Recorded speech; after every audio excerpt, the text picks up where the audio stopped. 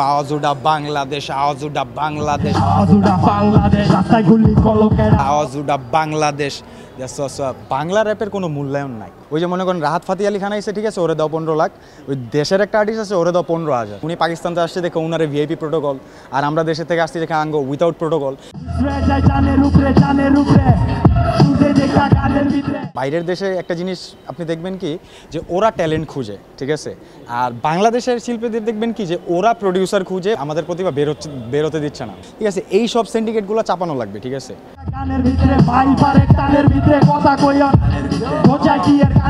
Classic যারা গায় বা ওই যে ধরেন কাওয়ালি যারা করতেছে, ওরা পাইরেটি পাইতেছে, ওরা শোজ পাইতেছে।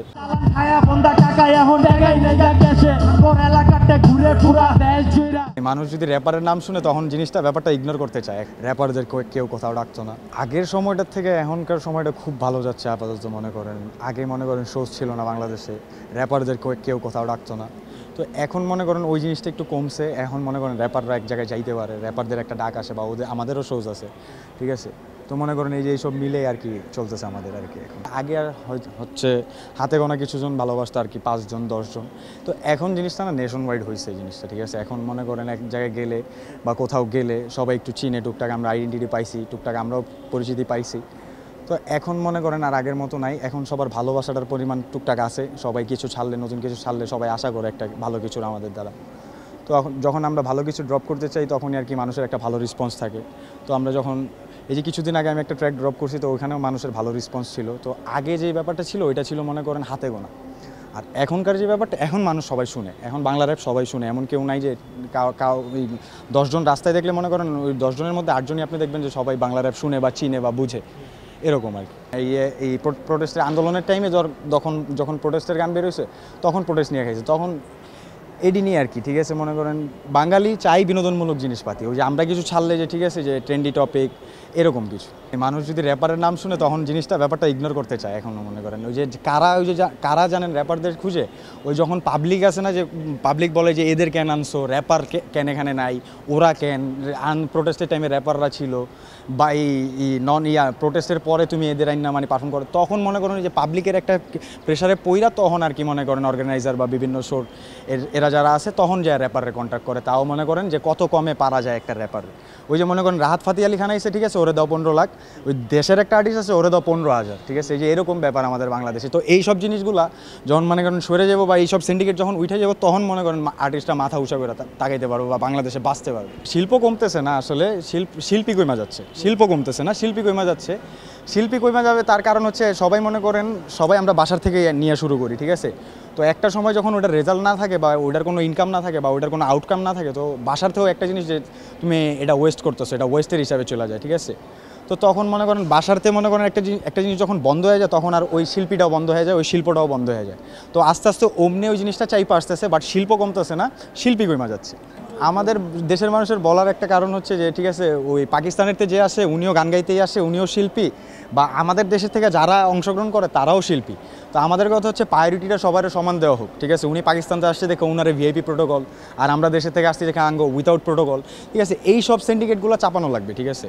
প্রথমত এগুলো যদি সইরা যায় না, তাইলেই মনে করেন দেশ সুন্দর, শিল্পী সুন্দর, শিল্প সুন্দর। এই যে আমাদের ওটিটি প্ল্যাটফর্ম বা চিত্রশিল্প যাই বলেন, রিসেন্ট যা সিনেমা বের হইতেছে, টুকটাক দেখবেন যে র্যাপের একটা পার্ট থাকে। এই যে কিছু আমি রিসেন্ট যেগুলো দেখছি বা যেগুলোর কথা শুনছি, টুকটাক ওইটার ভিতরে ভালো ইনভলভমেন্ট আছে র্যাপে, বাংলা র্যাপে।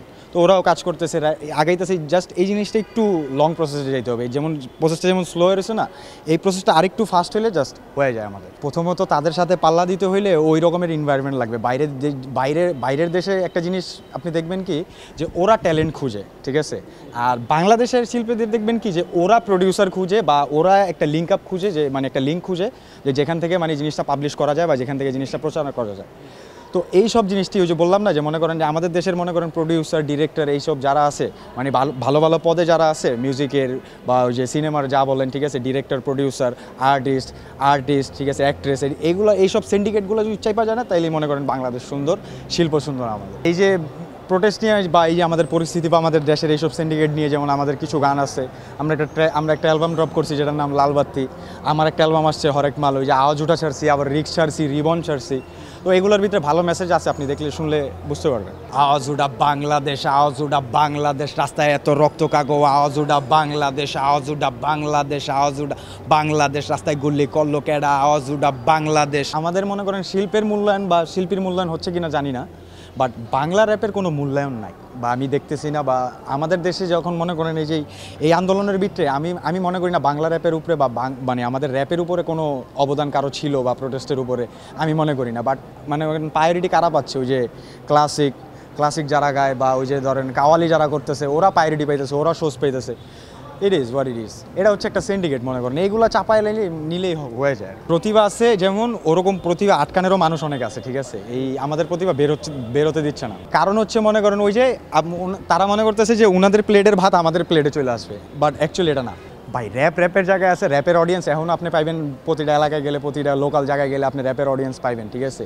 র্যাপের অডিয়েন্স কখনো কম ছিল না, আস্তে আস্তে বাড়তেছে, এই আর কি, ঠিক আছে। That's all good. সবাই বাংলা র্যাপ শুনবেন, থাকবেন।